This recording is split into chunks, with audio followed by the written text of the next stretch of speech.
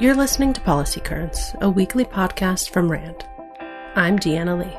And I'm Evan Banks. Every Friday, we bring you new insights from RAND's latest research and commentary. It's May 3rd.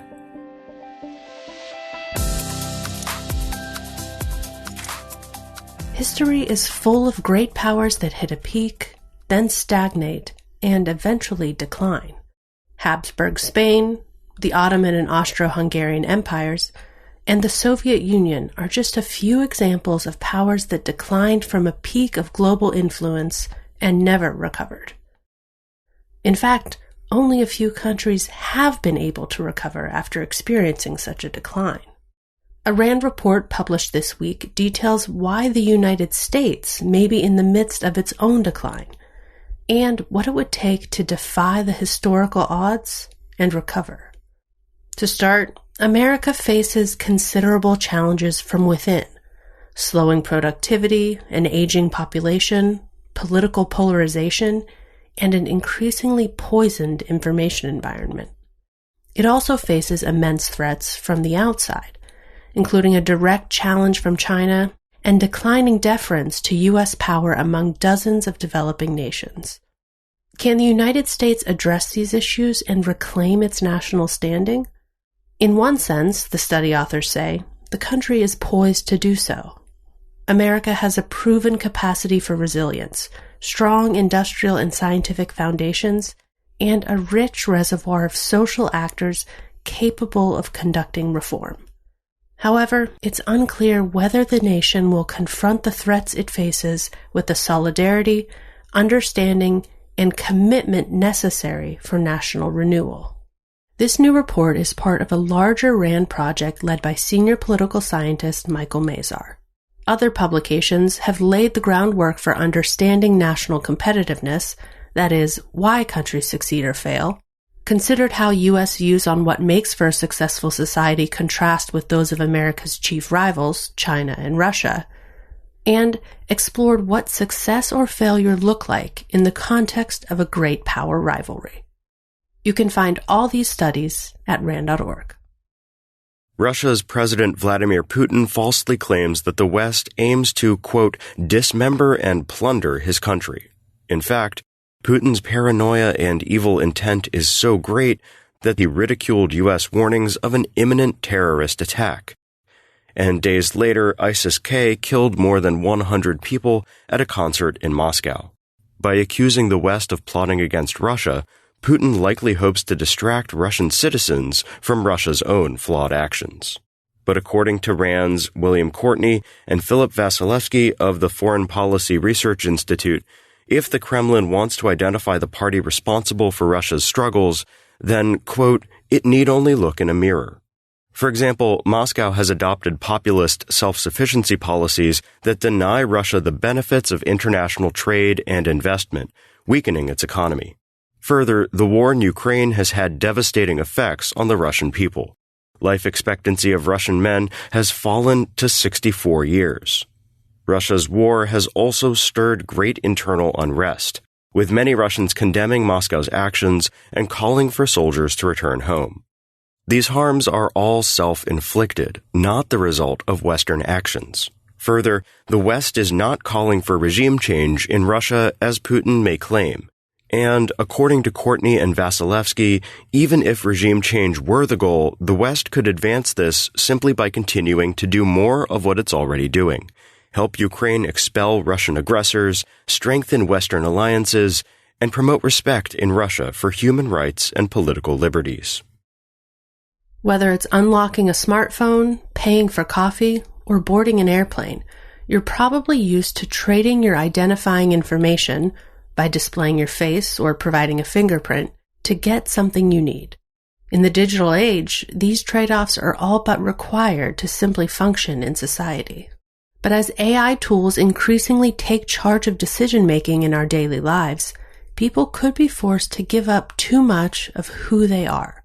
That's according to RAND's Douglas Young, writing in the San Francisco Chronicle late last month. Imagine, Young says, if we reach a point where a chatbot interview is a required verification step, and it infers something sensitive about you, like your sexual orientation or risk for depression, and then asks you to confirm this trait as proof of self?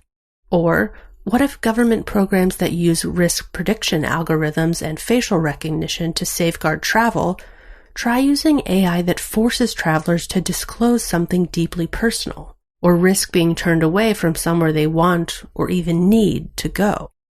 These scenarios are not far-fetched, and just as worrisome is the fact that AI in use today is making serious mistakes, failing to secure personal information and accurately identify people. AI algorithms exhibit problematic behaviors too. For example, Uber's facial recognition verification system in the UK repeatedly failed to recognize a black delivery driver and even locked him out of its platform. When people behave like this, we call it stereotyping or discrimination. But AI, of course, is not human. Quote, "Its skewed understanding of who we are," Young says, "can be traced back to its reliance on the data we provide, our posts on social media or our conversations with a chatbot, all of which occur online, where we're not always who we appear to be." These and other reasons show why it's so important for developers and researchers to ensure that when data is provided to an AI tool, that data remains private, and to keep working to improve AI's accuracy and limit its bias. Otherwise, we risk becoming the people machines say we are, rather than who we might want to be. More than 100,000 Americans are currently waiting for a donated kidney, and many will die before receiving one. Given this dire situation, some have called for the creation of a regulated market in which donors would be paid for their kidneys. This might seem relatively simple, says RAND's Zachary Predmore, as if selling donor organs could be legalized to fix a complex social problem. But the real world of reforming the organ transplant system is far more complicated than that. The arguments for a kidney market often fail to account for the logistics of running a complex national system for organ donation. They also shift the conversation away from existing federal reforms. Legislation passed last year requires improvements to the governance and operations of the transplantation network, an update of information systems, and increased requirements for transparency and accountability. These changes are making a difference. For instance, a widely used algorithm used to estimate kidney function was overestimating results for many Black patients, causing them to be deprioritized for transplantation. Transparency requirements have led hospitals to implement new algorithms, leading to shorter wait times for Black patients who need a transplant. This is just one example of reforms that are already paying off, and more progress is likely to follow.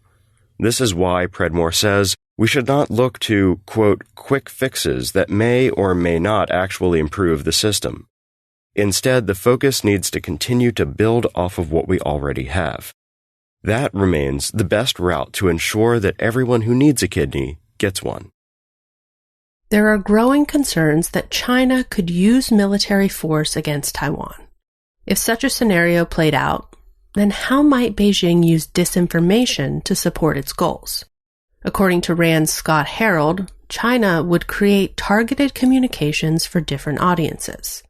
In messaging to its own people, for example, Beijing would strive to create an impression that an invasion of Taiwan is not only popular, but perhaps even a response to public demands for action. At the same time, Beijing would work to convince the public that Taiwan forced it to act. And China's government would claim that the outside world supports its decision to use force, and that any third-party actors that intervene are trying to contain China and prevent its national rejuvenation. China would also create messaging for the people of Taiwan, employing disinformation to pin the blame for the conflict on Taiwan's leadership, or suggesting that leaders in Taipei have a secret plan to flee the island once the conflict erupts. Another likely set of targets is the United States, Japan, Australia, and other countries that might step in to help Taiwan resist Chinese aggression. If China believes that some foreign observers question Taiwan's will to fight, it might try to create an impression that Taiwanese society is fighting incompetently or offering only half-hearted resistance. Or Beijing might try to confuse foreign decision-makers about the scale of its intervention and thereby delay support for Taiwan. Through all these efforts, Harold says China's primary goal would be to build a narrative that justifies its military aggression while also delegitimizing Taiwan's resistance, and imposing diplomatic costs on countries that may intervene on Taipei's behalf. Fortunately, there are steps the United States and its allies can take to prepare for this. A good start is to generate an assessment of China's disinformation tactics, techniques, and procedures, as well as its past disinformation campaigns. That's it for this week's episode. If you'd like to learn more about what we discussed today, check out the show notes at ram.org/podcast. We're off for the next several weeks, but we'll be back in your feeds after the Memorial Day holiday at the end of the month. RAND is a nonprofit institution that helps improve policy and decision-making through research and analysis.